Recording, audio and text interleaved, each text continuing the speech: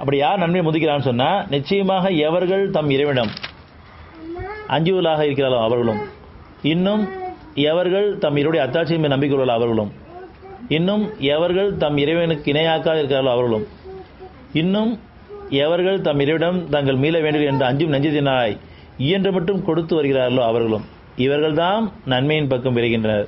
இன்னும் அவற்றின்பால் முந்துவலாக இருப்பார்கள்.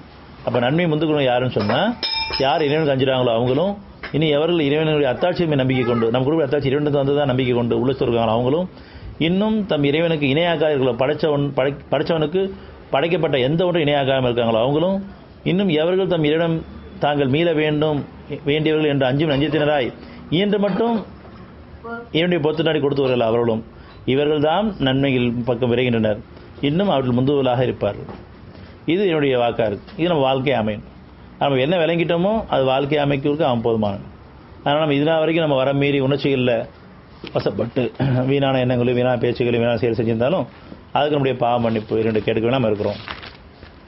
ஒருத்தர் சார்ந்து இறைவன் சார்ந்து அவனுடைய பொருத்தத்தை நாடி ஒருத்தர் உதவி கொடுக்கலாம் அமையணும். இது வாழ்க்கை அமைக்க அவன்கிட்ட ஒப்படைப்போம்.